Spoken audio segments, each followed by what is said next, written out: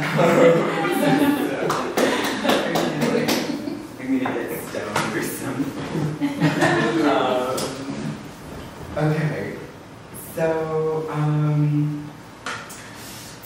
thank you guys for coming. Really appreciate it. I didn't know who was gonna come.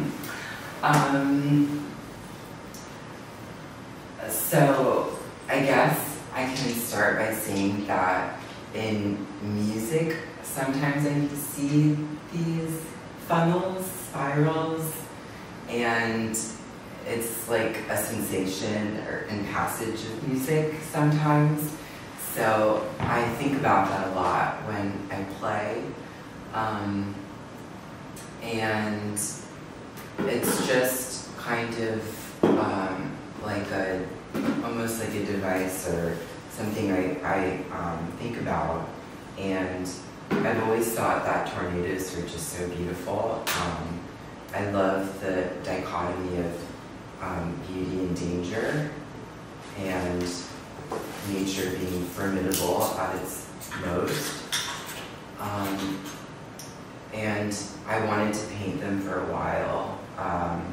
So it took me until this year to do that. And I made the bulk of this work in a couple weeks in the winter. And it was very kind of ferocious, is kind of how I like put it.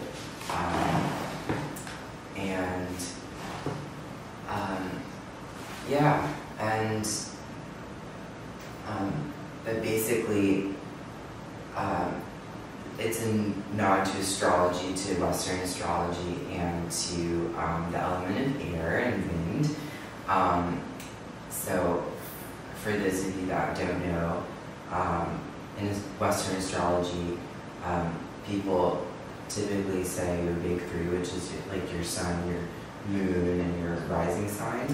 And I'm a Taurus sun, which is an earth sign, and I am a rising Leo, which is a fire sign, and I'm a Pisces moon, which is a water sign. So I don't have air. So this is kind of like making up for that air element. And I just finished recording my new album, and my producer is an air sign. And so it's just kind of like an appreciation for air energy. And basically air represents intellect and the mind. And for me, I am not like that. I'm very primitive and intuitive, and sometimes I feel very disconnected to my mind and like in words, sometimes even communicating. So it's a bit of kind of encompassing something that I don't have. And yeah, and so there's Aquarius, and there's Libra, and then there's Gemini over there. And yeah, and I guess probably the most important thing about this work is that it is kind of a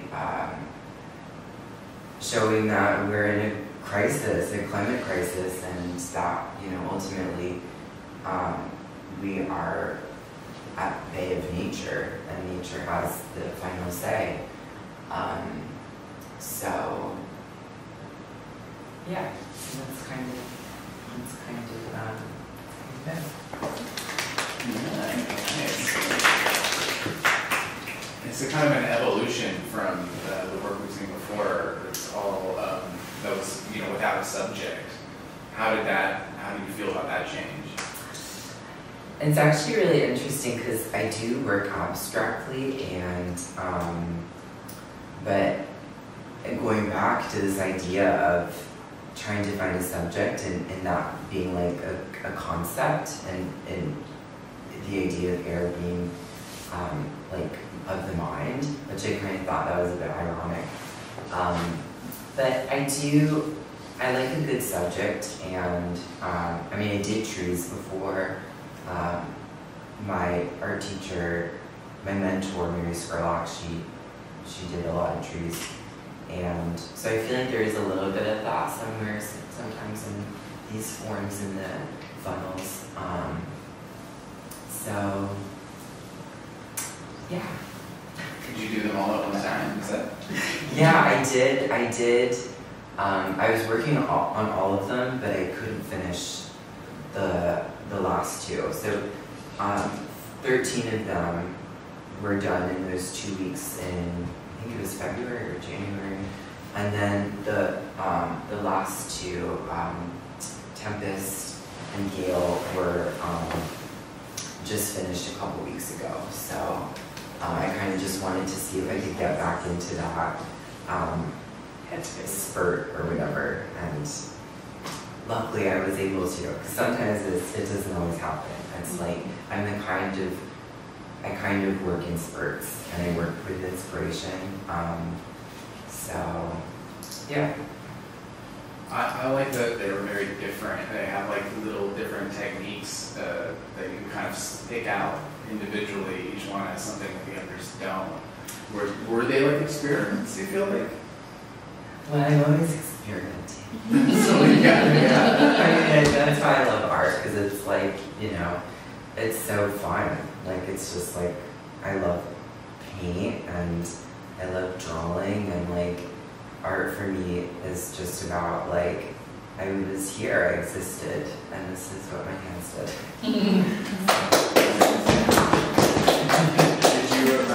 Did you study art, or were you self-taught? I did, yeah, I went to SVA for fine arts and had some really amazing teachers. Yeah, I'd say, yeah, Judith Linares and Andrea Balazs and Shoshana Dance, and yeah, really amazing artists. How long have you been painting?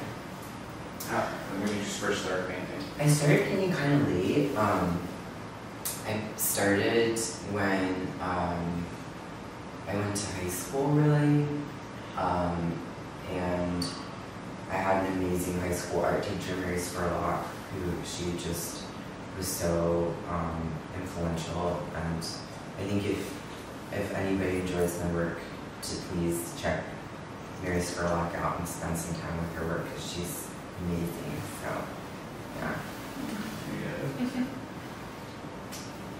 Any questions from the? Did you say earlier? Did I hear right earlier? You said that the funnels have a kind of tree shape. That there was a kind of symbolism there. Yeah, I made this little like meme of like an old tree that I did in one of these funnels, and they are very similar. Yeah. So I don't know. I mean, they look similar, kind of, but yeah. They're kind of moody. Do you feel like they're moody, or do you feel, I can't tell if they're calming or distressing. What do you feel about that? Yeah, I mean, I think it's all of those things. The other thing I did say about this work is that this is such a this is kind of like a mantra never to choose between duality, to be like encompass it all. About like, I think to be black and white is so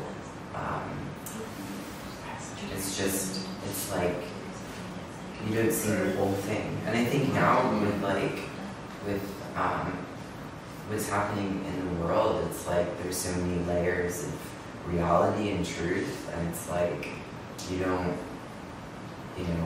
we should be able to entertain all of it.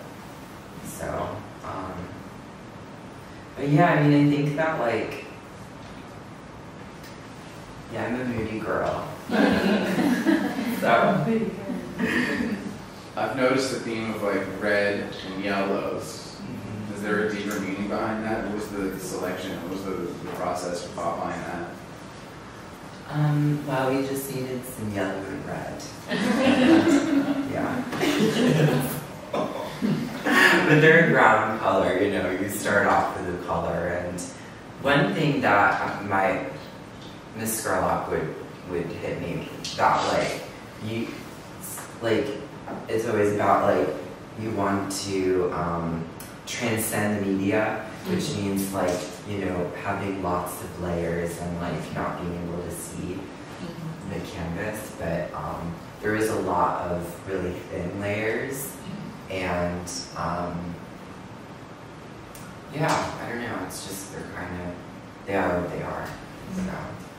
You were saying that you felt like they were, you didn't want to push them too hard, like you kind of left them in a state that was a little maybe less work than your normal work.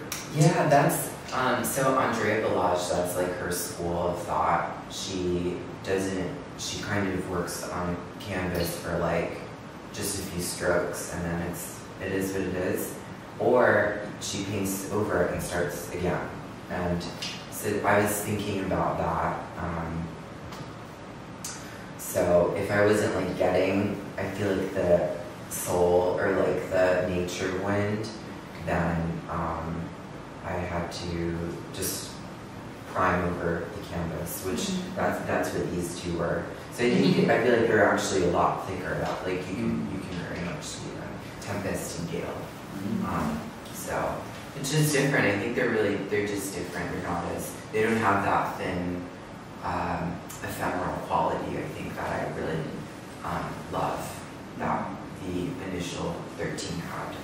So yeah. Did you use any photo references or these? Oh yeah, that's a good. Yeah, I did. So this was the thing about it. I had to learn how. So yes and no. I had to learn how these funnels, how they were created, how wind creates these funnels and how they move. But then once I knew how wind moved, then I was able to create them themselves. So, and they were all like that. I'm actually working on 2 larger ones that I was using the photo reference at first, and then it just became it looked too much because they have to look like paintings, that they could be, that they exist in singularity and they are what they are.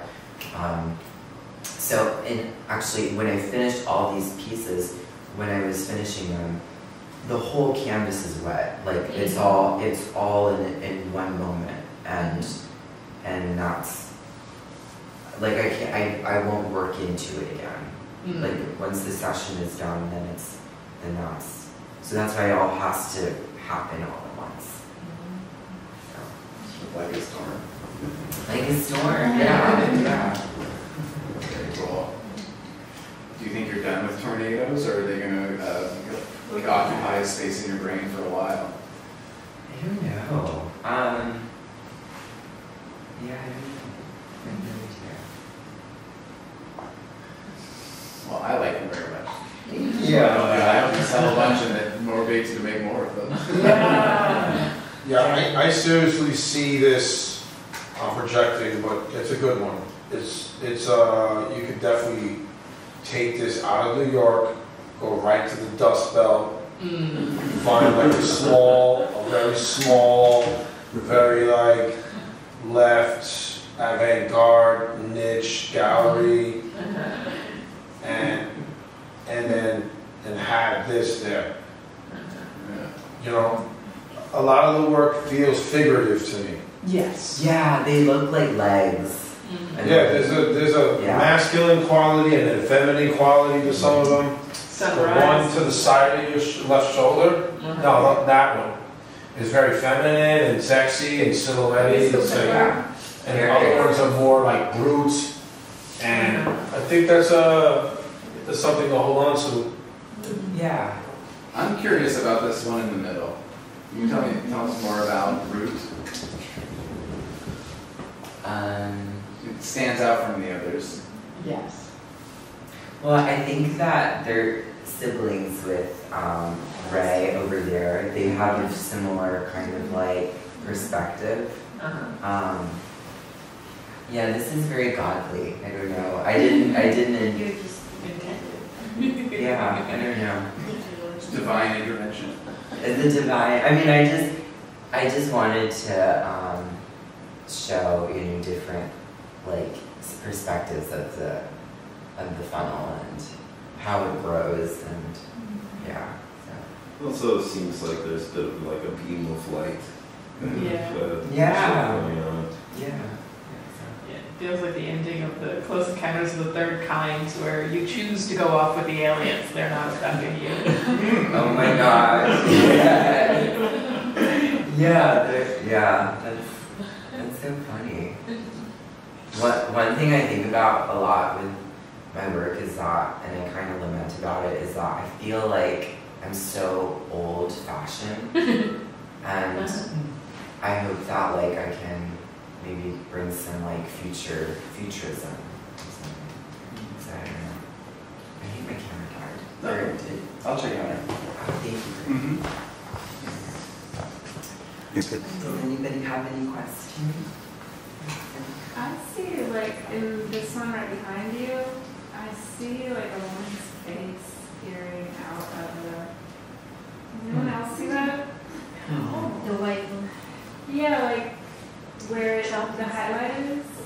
Like, there's eyes, like, it's a whole face. Oh, from the front. Yeah. I see what you mean. It almost looks like the Virgin Mary. Don't do that. How dare you? Wow.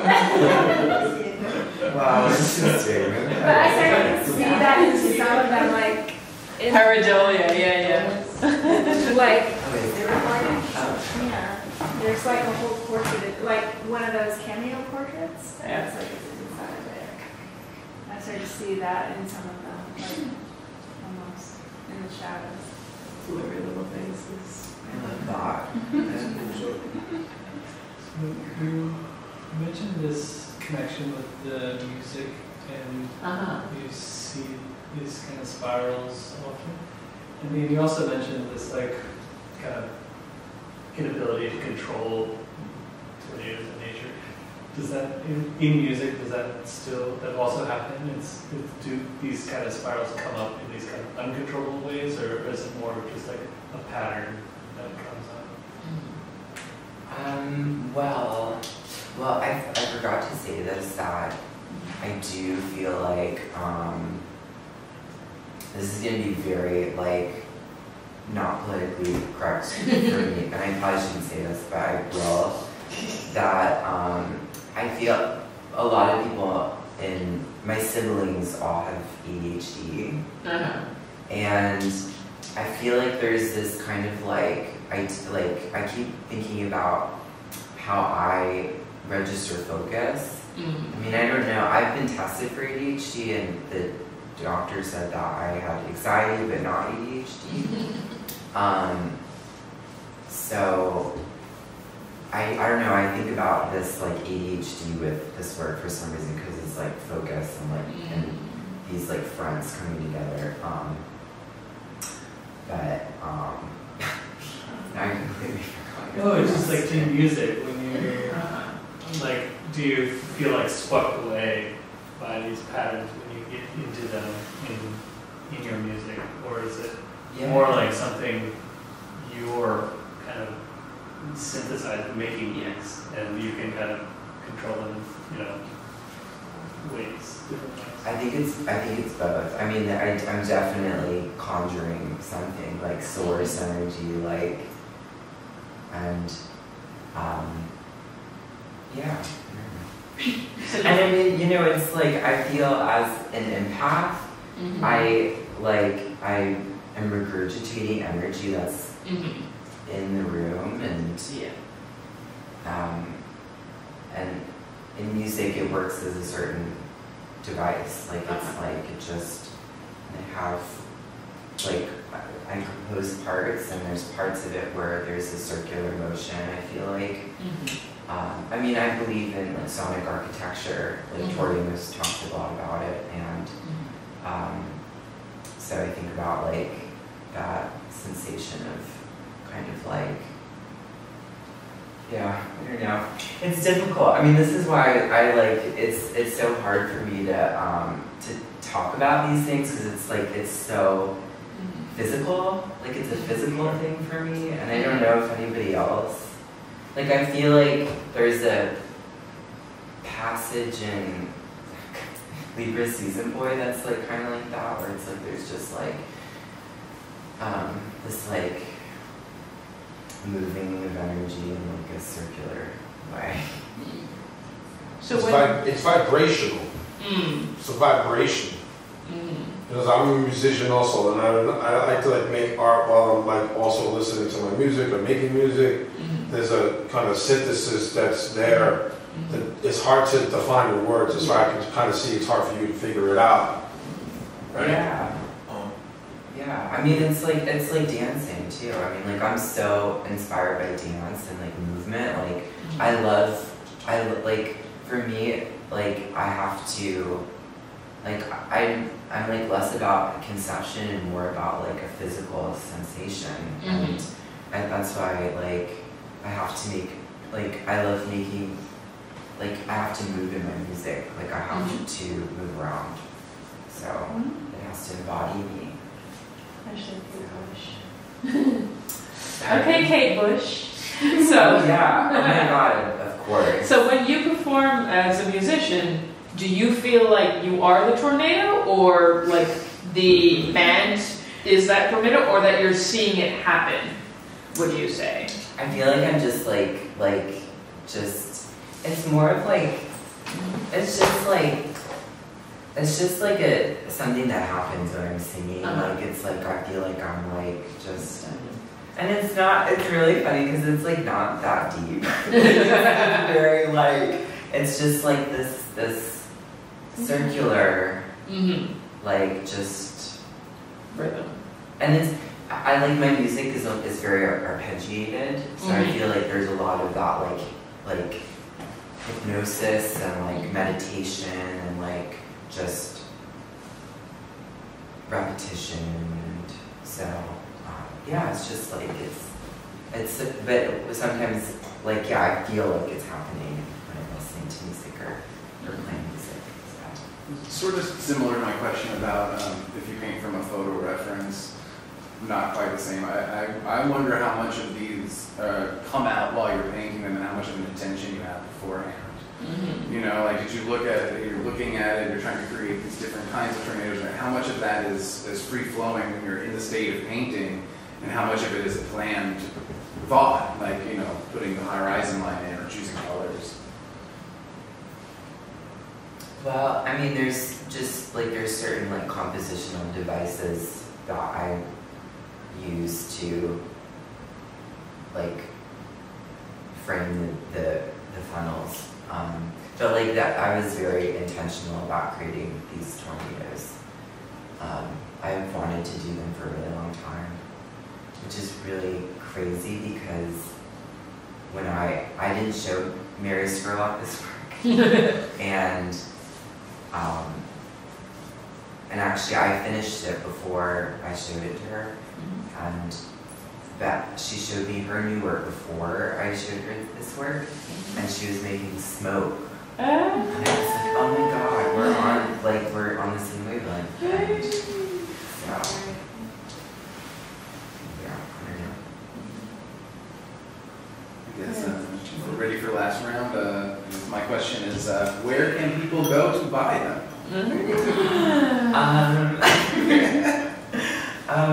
They can talk to me. Or they can talk to Brandon.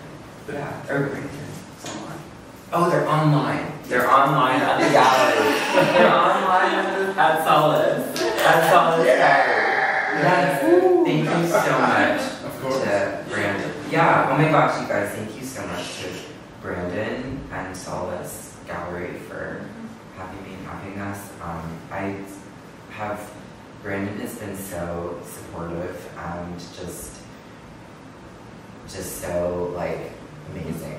You too, this week. Stop. It's an honor to have such a sophisticated, beautiful work and collection of works. It's one of my favorite shows we've had here. So, thank you, Michael. All right.